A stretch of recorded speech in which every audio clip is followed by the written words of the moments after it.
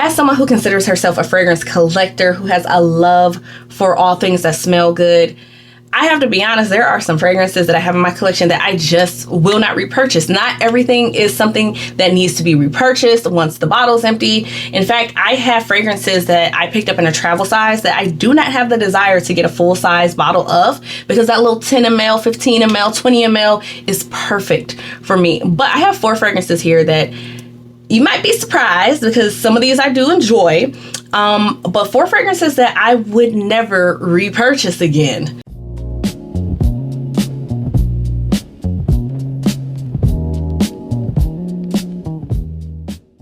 I want to say I started building my fragrance collection probably in 2019. It was a very slow process, and then I just dove in. But one of the first fragrances that I ever picked up is this beauty right here. You can tell how old it is by the packaging. This is the original packaging for Killian Princess. This was one of the first fragrances that I added, or one of my first niche fragrances that I ever picked up. I would say I picked this up in like 2019, and the only reason I got this is because of the internet and the world figuring out that Rihanna wore Love Don't Be Shy, and that fragrance was sold out everywhere. Like, I couldn't even really get my nose on it.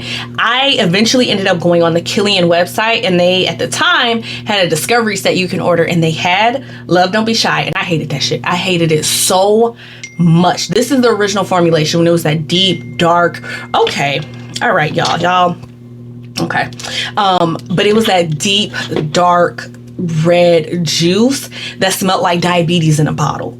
There was a day I was at Sephora looking at other fragrances to check out, because I was really let down and very disappointed by the original Love Don't Be Shy. And so one of the sales associates actually pointed me to Princess, because she wanted to point out or tell me that it still had that marshmallow note in it. It was airier, it was lighter, it was not as sweet. And when I tell you, I was so excited to get this initially. Initially, I had a travel size. I took that back and bought a set. So it came with this 30 ml, and then it also came with a travel size too.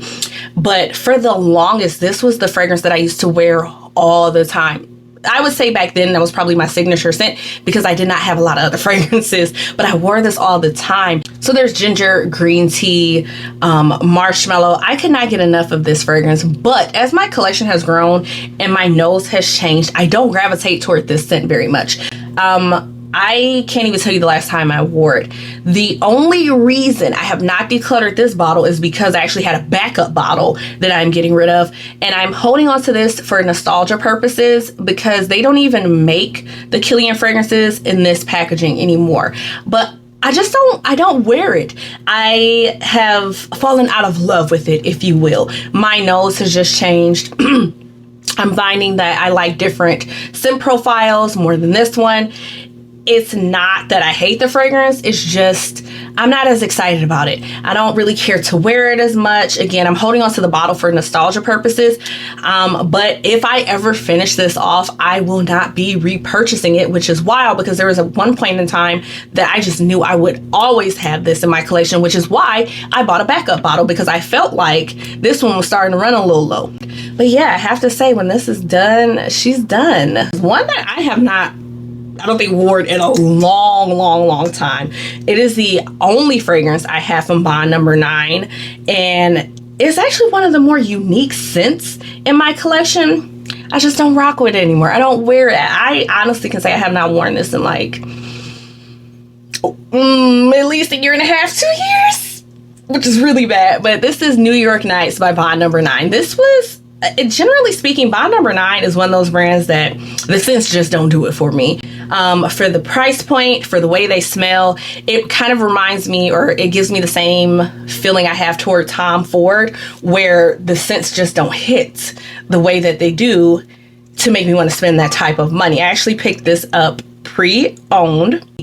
To my nose, that fragrance almost smells like a toasted or warm banana bread with a cup of coffee. The creaminess from the gardenia, it's a beautiful, beautiful scent.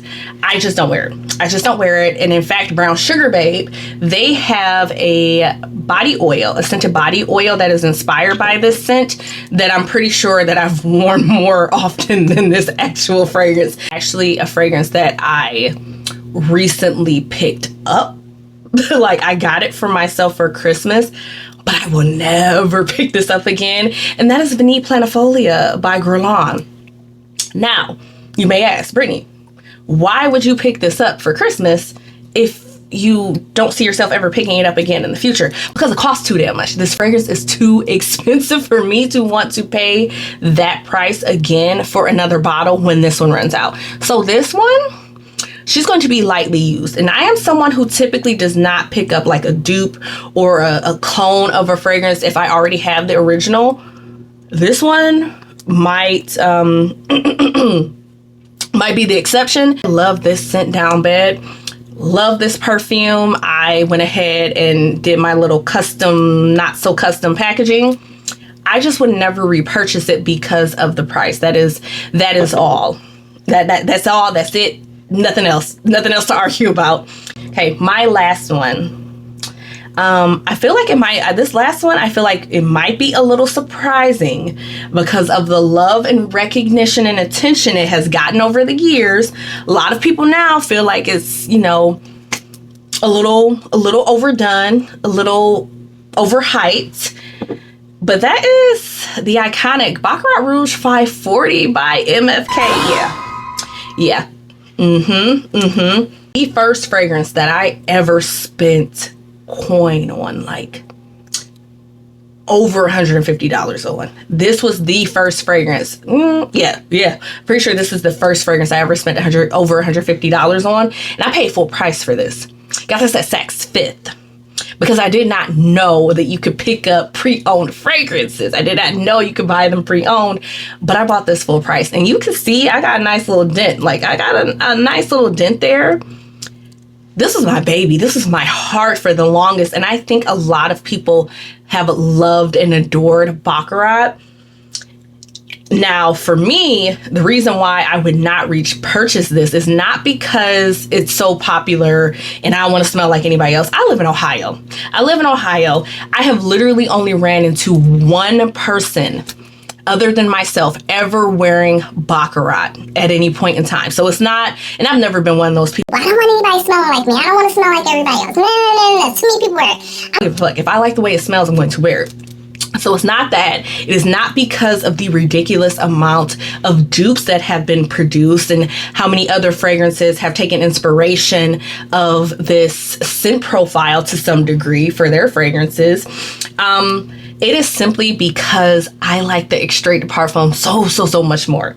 So much more. That added bitter almond notes just does something to my soul. I actually smell both of them at the same time. So I actually smell both of these at the same time.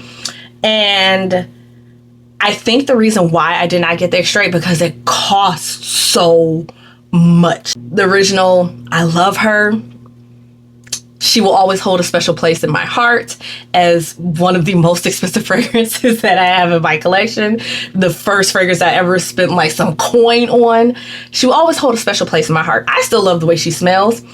However, when this is gone, it's gone. Now that Extrait de Parfum, if I ever run out of that, I will be picking that back up. But this one, when she's gone, I'm gonna just let her be. If you have any fragrances in your collection that, you know, maybe you're still using, but you just know when that bottle's gone, you don't want anything to do with it, drop a comment down below. I am probably going to do more of these videos. I think I will be doing a decluttering video soon.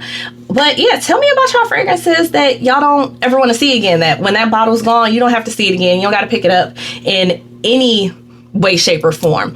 Make sure you guys like, share, and comment on this video. Subscribe if you haven't. You know, if you want to hear about more fragrances, more makeup shenanigans, more fragrance reviews, make sure you go ahead and hit that subscribe and the bell notification, and I will catch you guys next time.